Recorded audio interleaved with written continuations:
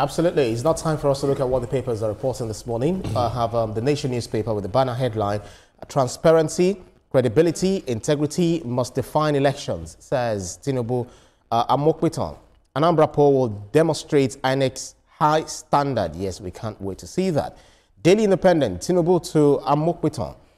Anambra Guber election, your litmus test, asks him to protect integrity of elections, electoral process. New INEC chair assumes duty, says appointment divine, vows integrity of country's electoral process not negotiable. Leadership Friday, reactions as Tinubu urges Amokwiton to safeguard electoral integrity, match words with actions, group tells president. First Daily, Tinubu to new INEC chair, Nigerians won't forgive flawed election. President wants Amokwiton to serve with integrity as Anambra poll looms. Nigerian News Direct, Amokwiton, I will ensure credible, fair elections. And then Blueprint newspaper still welcomes the INEC chairman. My coming divine, I won't negotiate election integrity. I have a role to play in the birth of a new Nigeria. Act beyond reproach. Anambra poll, your litmus test. That's according to the president. This Nigeria also says the same thing. Every vote will count under my watch. Amokwiton vows. Anambra polls, your litmus test. Charges new INEC chair on electoral integrity. We can help Afenifere northern leaders unite to end division, rebuild national trust. Tinubu's leadership inspiring confidence. Northern Forum, Nigeria must heal to progress, that says Fashionalty. The Daily Times, EFCC will not protect defectors to APC to prosecute politicians without bias. That's according to the EFCC chairman, Olukoyede. Platform Times, reps move to stop landlords, Shylock landlords from, that's emphasis mine, from hiking rent beyond 20%. Reps decry rent surge from 800,000 naira to 2.5 million naira, or a whopping 2.5 million naira in parts of the FCT. Urges federal government, states to enforce fair housing and rent regulation. Say landlords exploit tenants after new infrastructure project. And Sport Alive, Orkan Buruk, Osimhen worth more than 100 million euro. Lovely. Right, let's get down to brass tacks. Etoma, Ria, and Olamide. I don't know, sometimes I say this in a dream. Etoma, Ria. I like a song. And when you say something, it becomes a mantra. Yes. And then you dream about it. Right, so now we're having Joash Amokwiton, who has now assumed office as the new INEC boss. Nigerians are waiting. Nigerians are looking forward to him. Yeah. Luckily, November the 7th or 8th. Yes, that's Anambra election is coming so close. But he's sounding so confident, saying my assumption in office is divine. Yes, for somebody that's a professor of law that is of his age, and that has seen so many different elections in Nigeria, he must have had an idea of what he would do if given the chance to run it. Yeah. And that is what informs the confident stance that he has right now. I said it before, he's telling us his dream. Yeah. Now he has to live through it. And he has the 8th of November, barely 2 weeks from now, you know, to show us if it is not just a dream, that he can translate it to reality. Truly, the election in Enugu State will be a litmus test for him. And let's see how he performs. He should also know that if he performs under par, Nigerians will ask for his head.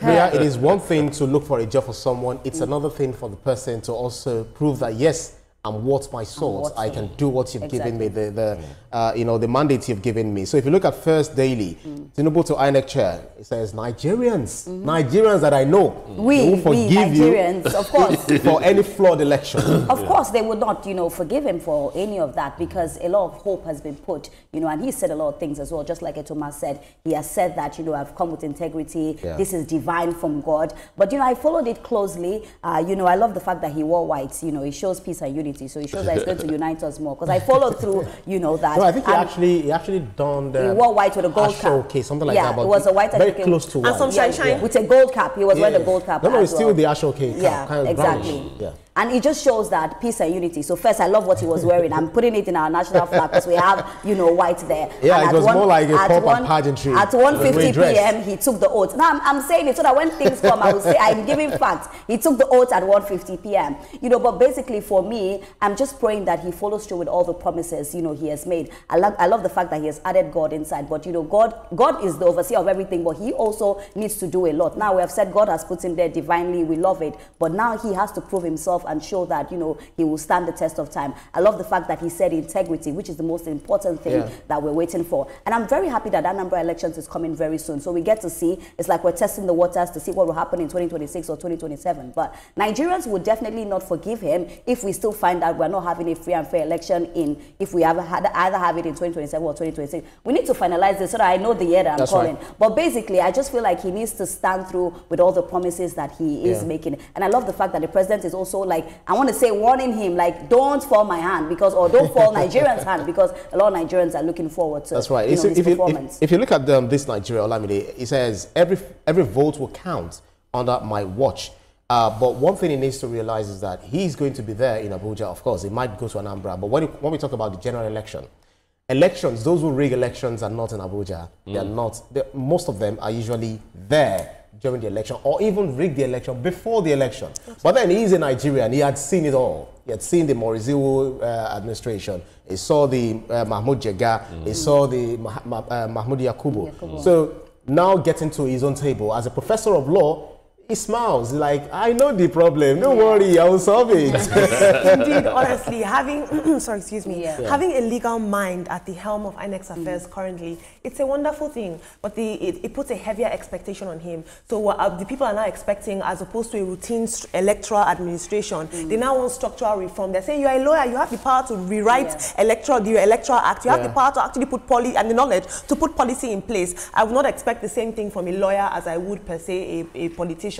They're two different things, and so I would say because of his profession, he's a legal mind, the pressure is heavier on him because he's expected to not only have policy in place that ensures free and fair election, but to even implement punishments in terms of his knowledge of the judiciary. So I think that this is great. I would like to see how this goes on. I really like that headline that says, you know, this is the litmus test. When we look at what a litmus test is, it's essentially a test that sees if something is acidic or if it's alkaline. He's going to now get a taste of the people and the food soldiers. Exactly. It's one thing to vow. Right now he's going to see, is Nigeria right now electoral space, now electoral spirit? I love that analogy. Is it acidic or is it alkaline? What am I going to expect? Will I be burnt or will I be, you know, we're going to see. So Nigeria is a very big lab. A very big lab. The politicians, the electorate are the, you know, the substances that is going to work. Yes. We see how that pans. But he's a professor of law. I'll tell you something, Ibrahim. Scientist. Another thing that I want him to really focus on is the Electoral Offences Commission. I really hope that takes into play, because there's no way for us to say that those things may not happen. You know, when we talk about vote buying, rigging and all of that, people need to be sure that when they go out to vote, security, they are safe. So I'm really praying that he puts his hands on that Electoral Offences Commission. That's right. So he has to work with his predecessors like Atahiru Jega, Mahmoud Yakubu, ask them, you know, so they can tell him some of the things that, of course, they have their reports. Well, my only challenge is that this Anambra election is coming so close to his swearing in. You know, for you to really succeed, you have to know the people you're working with. Yes. You have to know your soldiers. You have to know this person's strength and this person's weakness. And you need time to also show your team your body language concerning these things. You know, so the Anambra election is quite close. So I'm rooting for his success, you know, because he needs it. He needs to start strong. That's right. So that's right. I pray he that he does a good job. And it's good that Anambra's, you know, tempo, climate for the election is not really as high. You know, I was just going to say that I'm surprised to see how peaceful Anambra is. All right, let's move very fast. We can hope Afenifere Northern leaders unite to end division, rebuild national trust. Tinubu's leadership inspiring confidence. Northern Forum, Nigeria must heal to progress. That's says Fashionalty. That's the leader of the socio-political group, socio-cultural group. Afenifere. Afenifere, you know, was balkanized or factionalized some time ago. There is the Afenifere Renewal Group, there is the Afenifere. I think there's also one, Rebirth. But it's now good that we are getting this socio-cultural group throwing their weight behind not just uniting themselves, but also uniting the entire nation. So you see the North working with the South, South working with the East, uniting behind the president very quickly, and then we move to the next thing. I will want those kind of collaborations to go all nationwide, and not just Afenifere and the Northern group. We have the Eastern group, we have the South-South group, we have several other associations like that. Like I pray to see a situation where all of them come together and realize that, look, we have to be together to build this country. Yeah, let's move on to the Daily Times. EFCC will not protect defectors to APC. So prosecute politicians without bias. Keep on running, run as fast as you can. We're gonna get but, you. You know, I love the fact because most times when we see people moving to the ruling party, we feel like they're going for immunity. So I'm happy that this has been said, because oftentimes you see that they tell you this person is untouchable, but now they're saying to you that wherever you go, if you commit atrocities, you know, you will be, people will come for you, and that's how it's supposed to be. At the end of the day, nobody should shield you. I feel like this will make sure that we see our politicians just do the right things. Oftentimes, when you're not in power again, we see that they're trying to drill you. At the end of the day, a lot of skeletons in the cupboard. We're just hoping that we get to a point that our politicians now know that when you are put there, it's not to thief. You are put there for the people, and the people are the most important thing.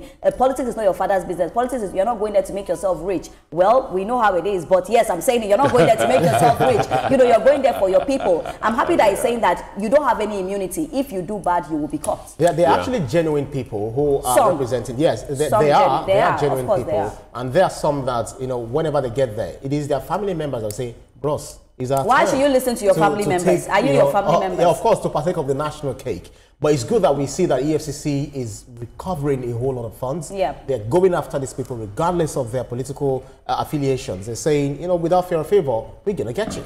I think that I might be roasted for this, but the EFCC gets a lot of flack and criticism. I don't think a lot of people understand what it means to break the status quo. That's right. To be thrown essentially, and I'm not calling anybody a shark, but be thrown in a pool of sharks. That is what the EFCC is to a lot of Nigerian institutions. They've been thrown in a pool of sharks, and they have a lot of courage to break the status quo. But I will say this: I see a lot of headlines from the EFCC. I want to see more movement on ground. And also, Ibrahim, you said something. The money. I want to see more jail time. I want to see more prosecution. Let me come here briefly. I want to first of all salute the courage of Olukoyede, the chairman of EFCC. He's done a wonderful job so far. He has a track record that makes me have some confidence in that agency. And number two, remember when this slang was going, when you move over to APC, all your sins are forgiven. He is telling you that move over to APC, all your sins are not forgiven. Even if you like, join RPF, go to South Africa, go and join their party. But also, I was going to say something quickly about the EFCC. All I want now is just to make sure that all the monies that are being recovered, we are now seeing the monies. All right. We see where they are going to. Okay, we still have so much to talk about. As a matter of fact, you know, the one on the front page of the Platform Times. So we'll do that immediately after this break. Do stay with us. We'll be right back.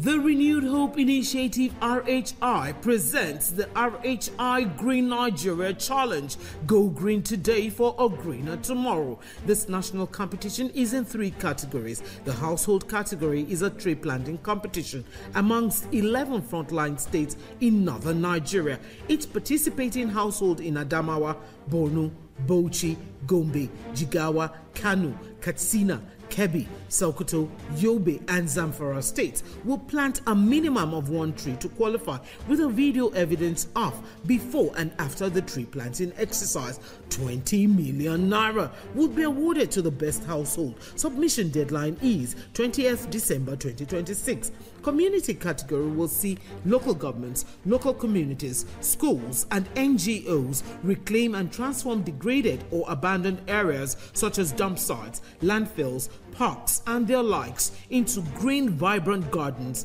parks, and eco-friendly spaces. 50 million naira would be awarded to the overall best community group.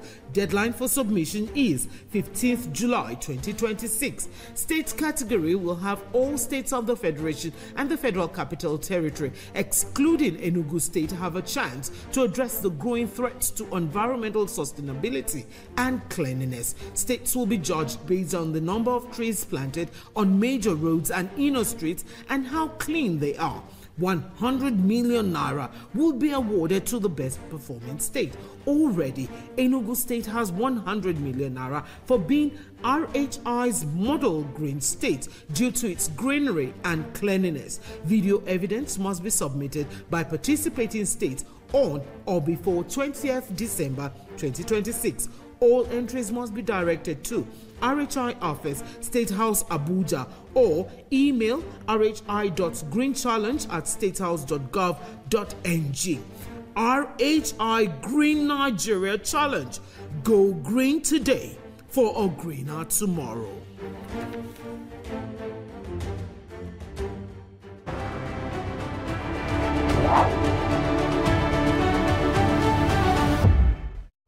Thanks for staying with us here on TVC Breakfast. We'll be looking at what the papers are reporting this morning. Next to go is the Platform Times with the, in fact, I'll call these a very screaming headline because it has to scream.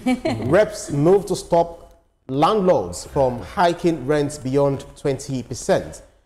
The reps decry rent surge from 800,000 naira to 2.5 million naira in part of the FCT. That's what they've seen. But there are some in Lagos that they could go from 800,000 or 500,000 to about 1.8. I've seen so many of them. And then they have to just, chase. There are people even in my estate. They've been looking for houses all around. And they saw that, no, this is not going to go. We have to go back to where we're coming from because it's like double or triple what they pay. Urge federal government states to enforce fair housing and rent regulation. But they've been talking about this. Is it about those who are increasing their house rents or those who have even increased it? Are they going to check where was it? Then we have to revert to what it used to be. You see, you're asking so many questions. All right? Yes. They are rioting in my head. Exactly. Because when I read it out, the first question that hit me was, how are they going to do it? How are they going to do it? And let me tell you why I asked. The real estate sector in Nigeria is not organized. A lot of people that are in the real estate making money and doing all that are like in the informal sector, so they are not paying taxes on it. A good number of them, let's say 80% of them, are not licensed. So you see, there are no processes. That's number one. Number two, the cost of building materials is everywhere. It's just gone crazy, and that is the major argument these landlords have, that, okay, go and buy cement. Go and buy some. But they are talking about this. Wait, I'm coming.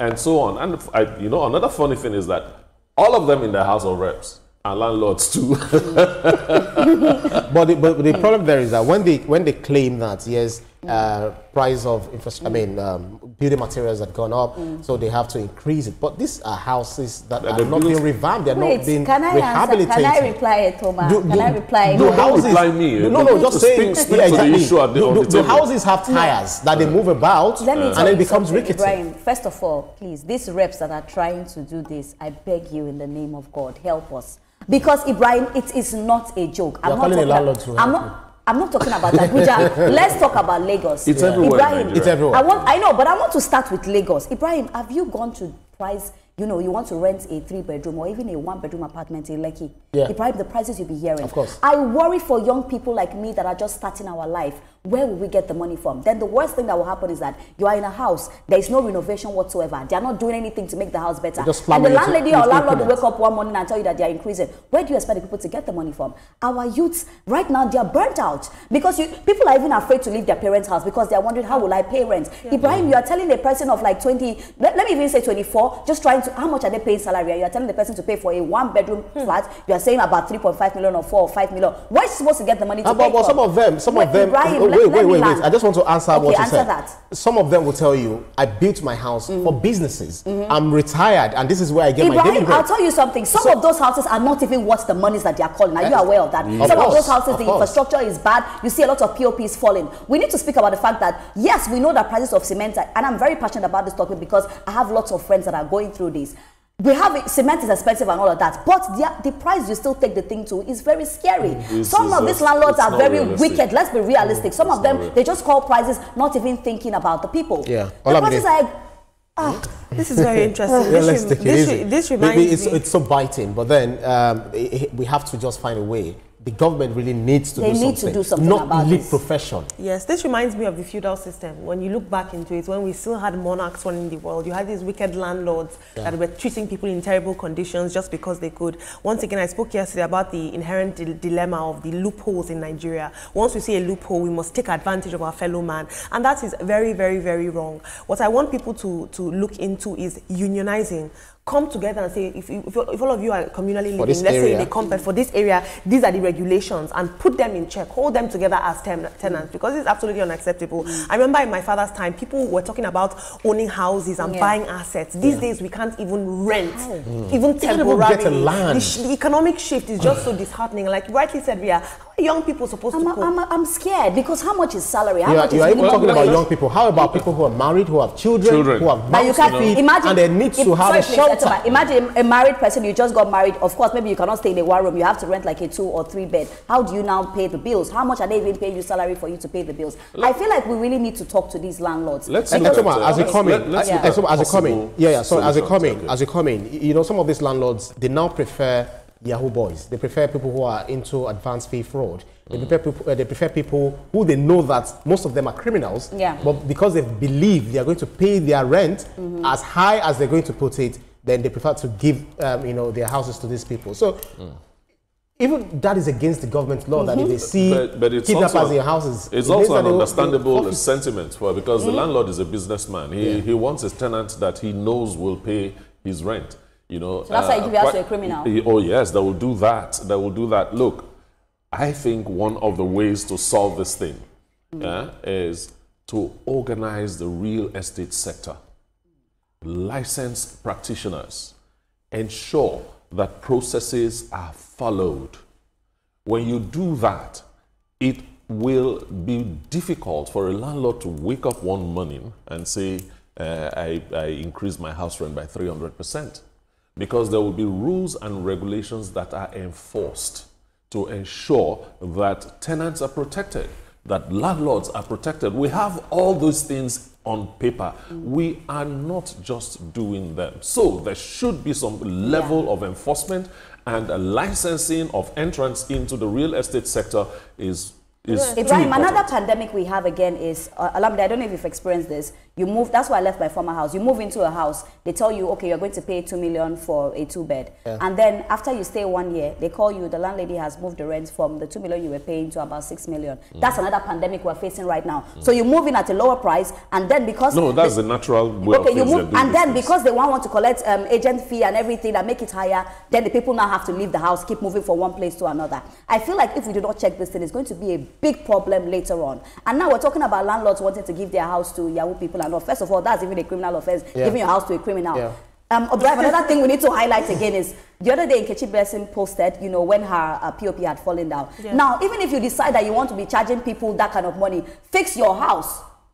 Because people are living in the house, you're not fixing, tanks are falling. No, we presented the story on Trending where a tanker fell and killed somebody in the house. They are not even taking care of the properties that they're asking so much money for. Reps, I'm hoping and I'm praying that this, you know, stands the test of time and we get to. Of course. I think there's a lot of mindsets that Nigerian landlords have. There's a lot of the mindset of, this house is my personal asset. But you need to look at it as a public contract. Because you're bringing somebody else into that dynamic. So you must look at it as a public contract. Single people, they won't give you a house. And honor your end of it. I think that inherently, someone like you rightly said, the issue will be in legislation. And Ria, you know, we are begging the reps. The issue will be in legislation. Our laws, our property laws in Nigeria and our renting laws, they are inherently anti-tenant. They are not set up to protect the tenant. It's all about the landlord. And so that is why this power imbalance has been going on for so long. And if we're not careful, very very soon we're going to have a housing crisis on our hands. And what still, when government is bringing infrastructure, is fixing the roads, you know, building this and that, they say, yes, this place is now becoming a cash cow for us, so we have to jack up rent. That is government bringing the dividends of democracy, dividends of governance to your doorstep, but you are using that as an opportunity to fleece. No, allow me to spoke about it earlier. You see the small loophole, you take advantage of it. Exactly. So let's see. Let's see what First Daily reports here. You know, if you look at the bottom strip, it's saying 4.25 million Nigerians struggling with vision loss. What is causing it? I'm not a doctor. As you see me now, I need my glasses. We are trying to see a lot. But with all the glasses we are wearing, we are not even able to see the future. All right, then last but not least is Osimhen worth more than 100 million euros. That Okamburuk saying that money does not belong to Osimhen. It belongs to the club. Oh, the club. They will negotiate. Yeah, because you're already calculating in your head. Okay, sorry. I said I was going to give you Osimhen's number the other day. She hasn't. But honestly, I think we need Osimhen on maybe Nigerian Triumphs or something. Absolutely. He needs to get Absolutely. He's a superstar. He's a Nigerian's Messi. I said so. We love you, Osimhen. We love you. All right, then that's about it for the newspapers up for review.